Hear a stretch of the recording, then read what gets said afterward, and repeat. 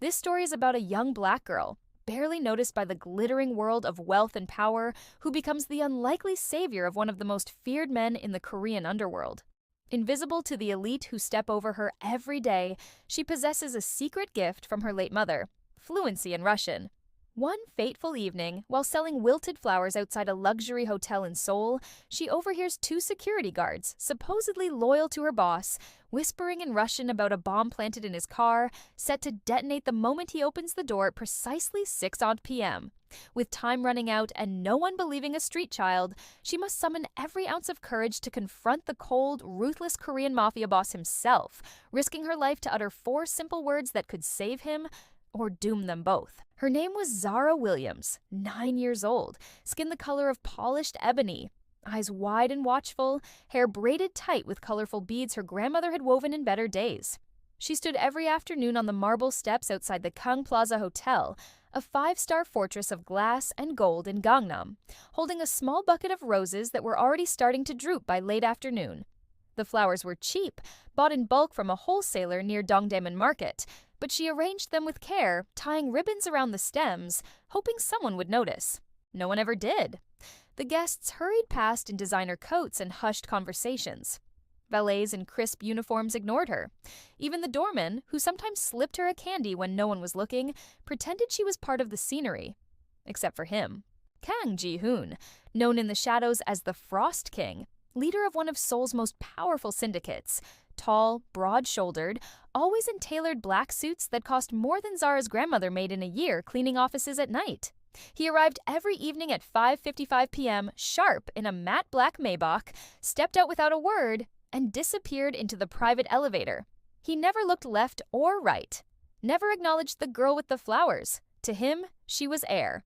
Zara didn't mind. She had learned early that being invisible had advantages. People spoke freely when they thought no one who mattered was listening.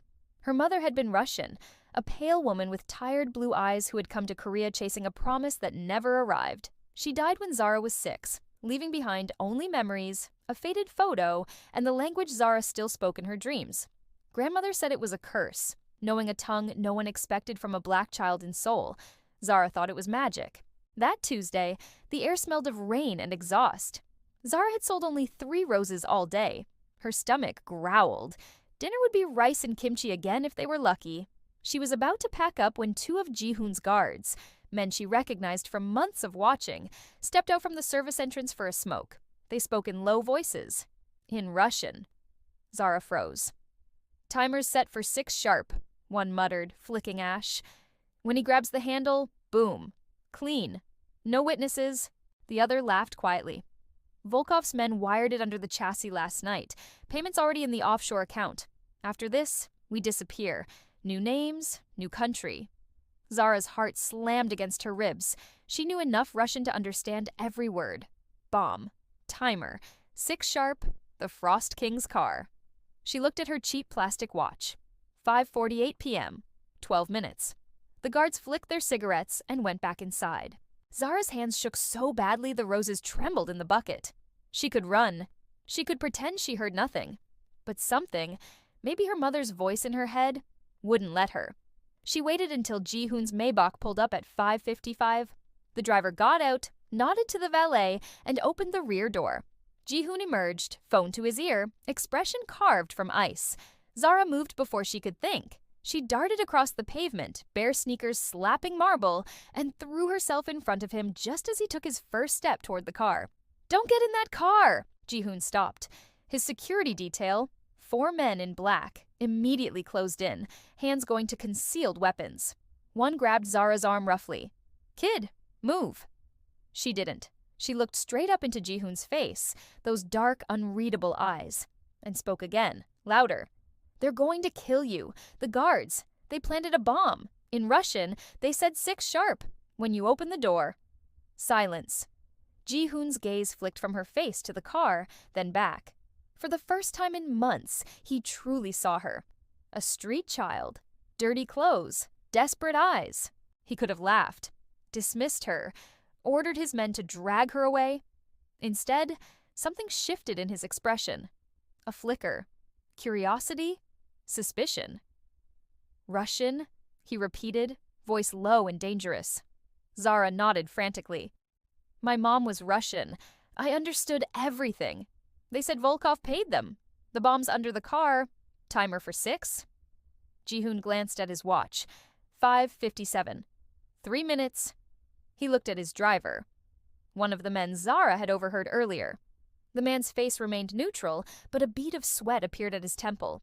Ji-hoon's voice dropped to a whisper only his inner circle could hear. Check the chassis. Now. The driver hesitated.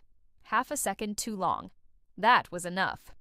Ji-hoon's hand shot out, grabbing the driver by the throat and slamming him against the car door. The other guards froze, unsure. Search it! Ji-hoon barked at the remaining men. One of them, another of the traitors, tried to bolt. Ji-hoon's personal enforcer, a silent giant named Tae, tackled him in 2 strides. Zara stood rooted, trembling as chaos erupted. A bomb squad, summoned by a single call from Ji-hoon's phone, was there in under 10 minutes. They found it. C4, expertly wired, timer counting down from 0002, 47 when they disarmed it. The 2 guards confessed within the hour. Volkov, a rival Russian oligarch with grudges against the Korean syndicates, had turned them months ago. Ji-hoon watched the arrest from the hotel lobby, arms crossed, expression unreadable. Zara had been pulled aside by hotel security, ready to be sent away with a stern warning. But Ji-hoon appeared. He crouched to her level, something no adult had ever done, and met her eyes. You saved my life. Zara shrugged, suddenly shy. I just heard. He studied her for a long moment. Why risk it? You don't know me. She thought of her grandmother's cough, the empty fridge, the way people looked through her like she wasn't there. Because nobody should die like that. Not even you. A ghost of a smile touched his lips, the first anyone had seen in years. He stood, turned to Tae. Take her and her grandmother to the penthouse suite, tonight. Permanent security, medical care, everything. Tae nodded. Ji-hoon looked back at Zara. What's your name? Zara. Zara. He repeated it like he was tasting something new. From now on, you're under my protection. No more flowers on the street. She blinked. But why? Because, he said quietly, some debts can't be paid with money. That night, Zara and her grandmother moved into a suite bigger than their old apartment.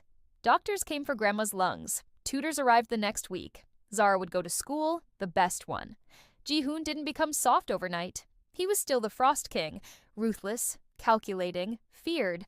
But something thawed. He started coming to the suite sometimes.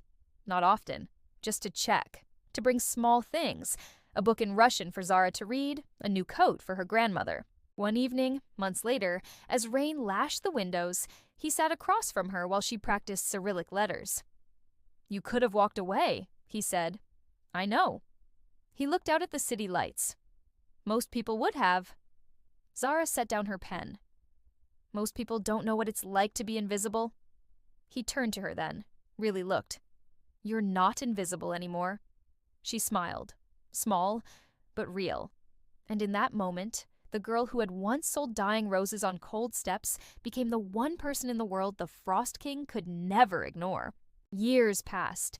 Zara grew up brilliant, fierce, multilingual. She studied international law, then criminology. Eventually, she worked quietly in the shadows of his empire, not as a soldier, but as his conscience, the one voice he trusted when everyone else lied. And every year on the anniversary of that Tuesday, Ji-hoon sent a single rose to her desk. Red. Perfect. No note. He didn't need one. She knew. Some warnings change everything. Some courage saves more than a life. It saves a soul. And sometimes, the smallest, most overlooked person becomes the only one who can make the mighty listen.